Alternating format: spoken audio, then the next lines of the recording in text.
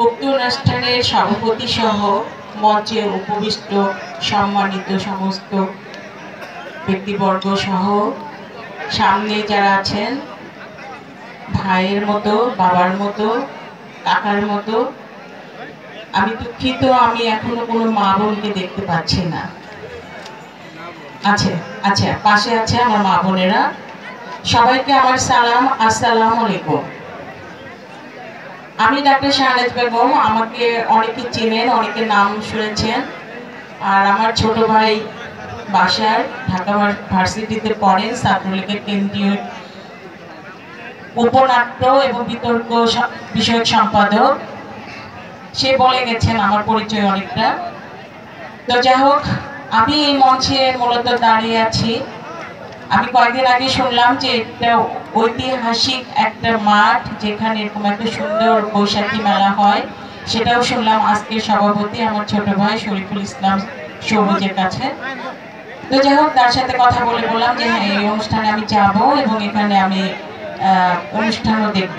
আপনারা জানেন কিছুক্ষণ পরে একটা সুন্দর যাত্রা হবে, যার নাম হচ্ছে বেদের মেয়ে জ্যোৎস্না।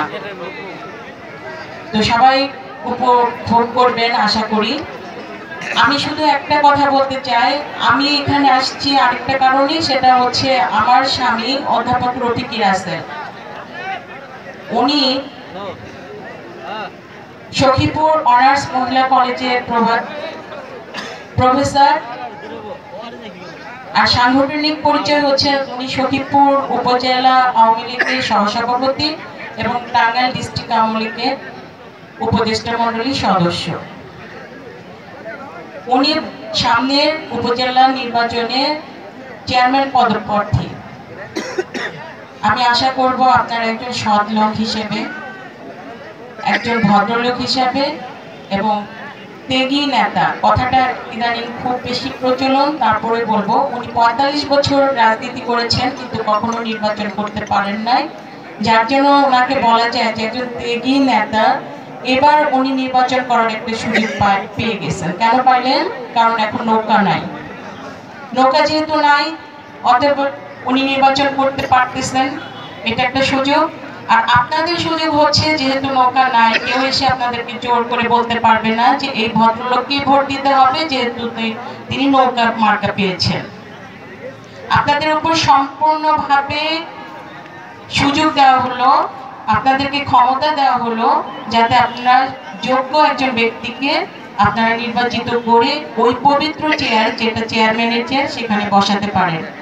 চেয়ারম্যান কেউ না কেউ হবে, যেই হোক না কেন। কেউ আমাদেরকে খাবার দিবে না, টাকা পয়সা দিবে না, কাপড় চোপড় দিবে না, গহনা দিবে না। দিবে শুধু এলাকার উন্নয়ন, ন্যায় নীতি, এলাকার শান্তি। আমরা সবাই শান্তি চাই, শান্তিতে বসবাস করতে চাই, সুন্দর রাস্তাতে হাঁটতে চাই, ভালো একটি স্কুল কলেজে পড়তে চাই।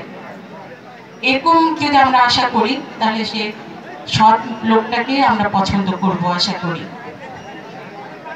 আমি আর কিছু বলতে চাই না, শুধু এটুকু বলবো যে যারা নির্বাচনে দাঁড়িয়ে যাকে পছন্দ হয়, আপনাদের যোগ্য মনে হয়, তাহলে তাকে একটা করে ভোট দিবেন। আমি বিশেষ করে অনুরোধ করব মা বোনদেরকে, যাদের পাশে আমি 23 বছর ধরে দাঁড়িয়েছি। আমি প্রতি বৃহস্পতিবার শুক্রবার সখীপুরে চলে আসি।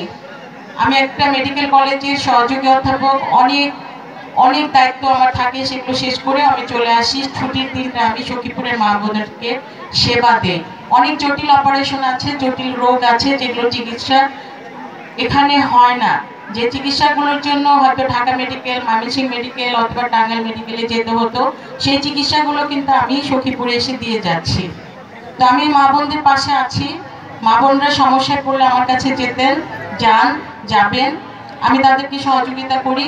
এখন আমি একটা আবদার নিয়ে আসছি, আমি আশা করি মা বোনরা আমার সেই আবদারটা রাখবেন এবং আমার স্বামীকে একটা করে ভোট দিয়ে জয়যুক্ত করবেন।